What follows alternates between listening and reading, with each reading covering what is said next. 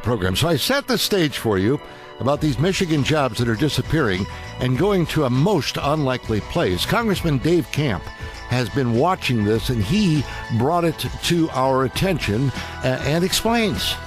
Well, they're going to prisoners, and what we're seeing is our green jobs are turning into orange jumpsuit jobs. A little-known provision in federal law is that allows prisoners to manufacture products and requires that the federal government buy from those sources if there is a prison industry manufacturing something. They already manufacture furniture and vehicle components, which are two key industries in Michigan, as well as textiles. But now they're beginning to make crystalline cells, which is a component used to convert light to electric current in the solar industry. Obviously, with our growing solar industry in Michigan, this is a real problem for us because they obviously don't have to pay wages anywhere near the level that the private sector does, and it requires that the federal government buy from them, even if they're not the best source with the highest quality and other factors. So the companies like United Solar Ovonic, which would pay those workers in Greenville,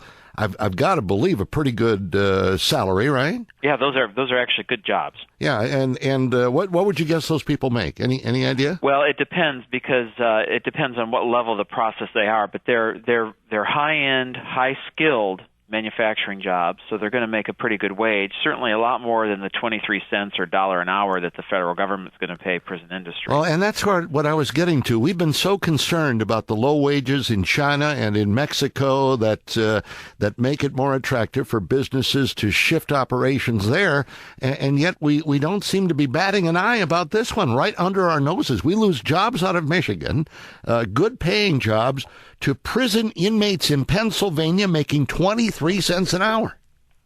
And there's legislation to try to reverse this. I've supported it in the past. We're going to reintroduce it again this year. Pete Hoekstra is also a congressman from West Michigan, has also been very active in this issue. And I hope we can bring some sense to this whole concept that the federal government is actually taking jobs away from the private sector, especially in Michigan where we have unemployment in the teens. We need to really do something about this now. Now, you mentioned this law has been in place for some time. When did it begin? The law, I think, was established, in various forms. Many years ago, 1930s, I believe it began, first started this wholly owned government corporation, which is called Federal Prison Industries, was in the 30s. But it really has become a problem as they've moved into other sectors.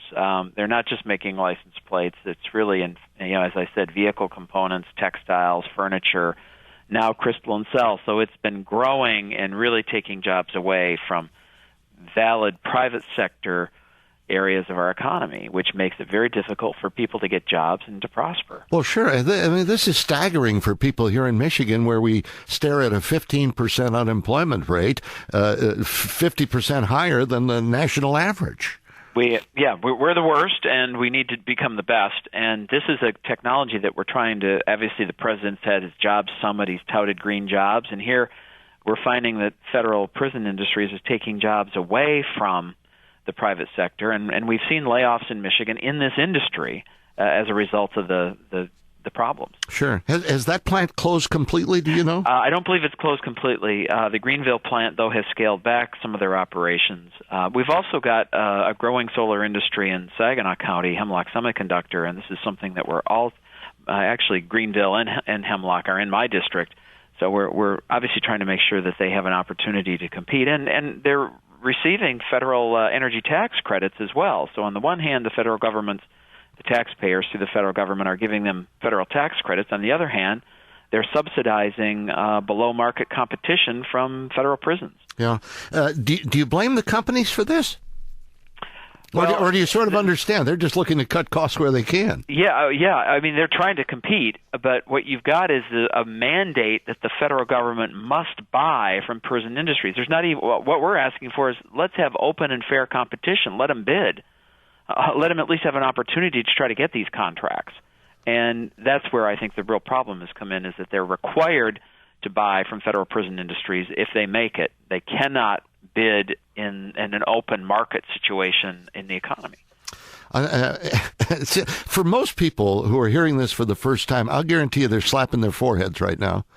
Just go, what are we thinking about? Having prisoners making no money at all, basically, compete with workers in the private sector. I think what we really got to do is eliminate this, what they call mandatory source arrangement, where the federal government requires that if the product is made by a prison industry, that it must be purchased in any federal contract. That's what we're trying to. That's at least the first step.